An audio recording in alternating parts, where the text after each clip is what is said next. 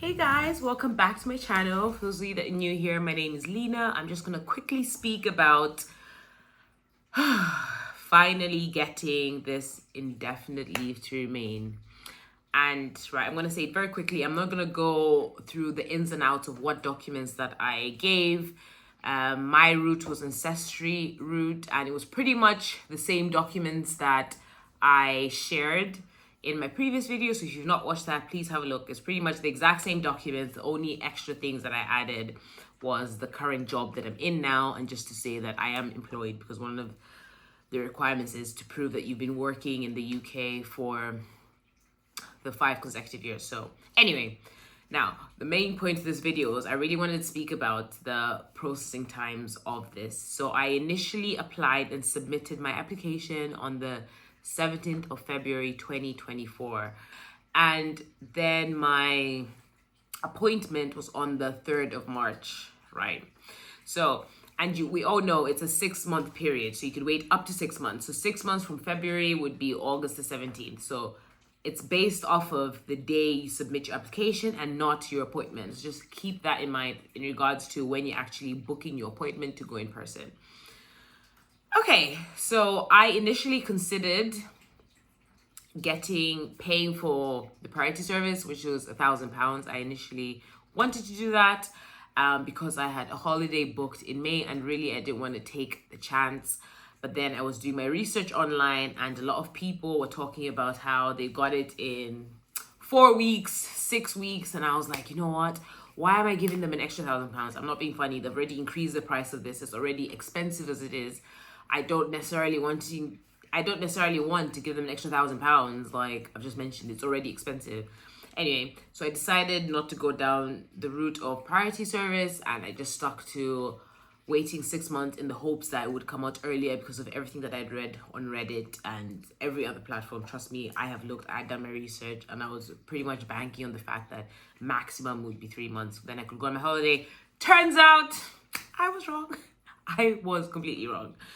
So I want to say this to you, right? If you have a holiday, if you need to be anywhere outside of the country, because obviously you cannot leave the country without getting the decision back because your visa would have expired by the time, I would recommend just paying the £1,000. Do not risk it like me, right?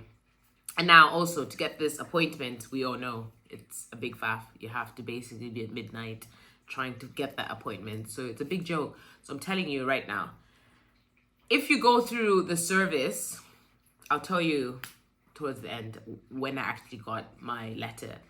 If you want to go through, if you don't want to pay the priority service like myself, basically have no plans for those 6 months, absolutely nothing, right? That is your safest bet, because I'm telling you, you end up losing money like me, and I didn't get it in May, obviously. So I was pretty pissed off about that, but really and truly, it says up 6 months. I got in contact with my MP, and I was like, I really need to travel. And they were like, I would recommend, right, unless there's an actual serious incident like a death or like a family member that's really ill, they will not look at it. The MP will not help you, right? But if you actually have valid reasons as to why you need it being pushed along further, I would recommend 100% get in contact with your MP. Mine got back to me pretty quickly, like within 24 hours, he emailed me back saying, right, send me your case and I'll get it pushed through to the Home Office. But like, again, I didn't have a case because it wasn't an emergency. It was just me trying to jolt off to Italy, you know what I mean? So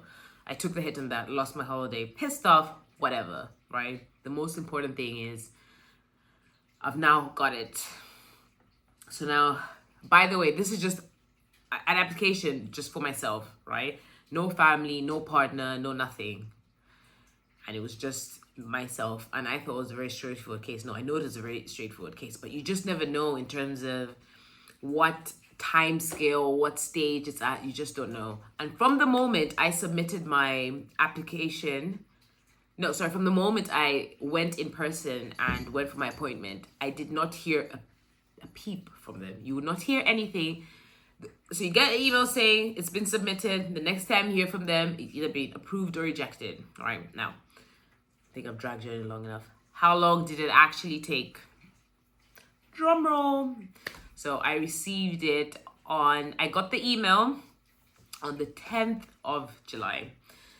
I received the email the 10th of July, and the next day I got an email from Royal Mail saying you're gonna receive the next day. So from the time I got the email to the time I actually physically got the card in my hand and the letter, it was 2 days. So I got it on Friday, which was what day is it today? The 12th. Yeah, I got it in 2 days.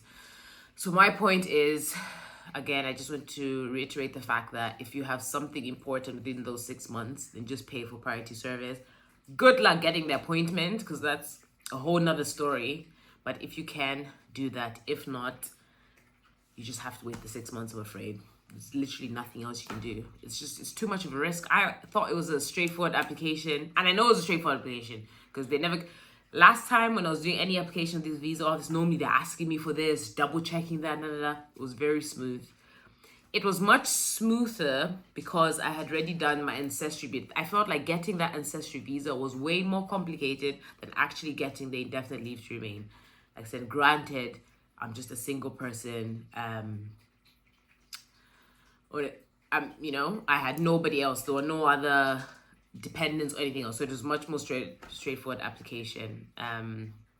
But again, if you want me to go into details into how or what documents I submitted, etc., let me know. I can do that, but I would suggest watching my other videos I mentioned earlier, because that gives you more insight as to what actually documents that I did provide.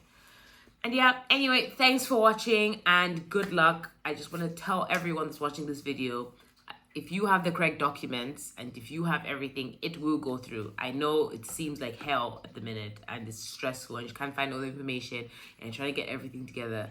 Do not panic. It's all gonna work out. If you have, it doesn't matter how many times you have to apply for it. Obviously, you want to do it the first time and get it correct the first time, but do not panic. It's all going to be fine, okay?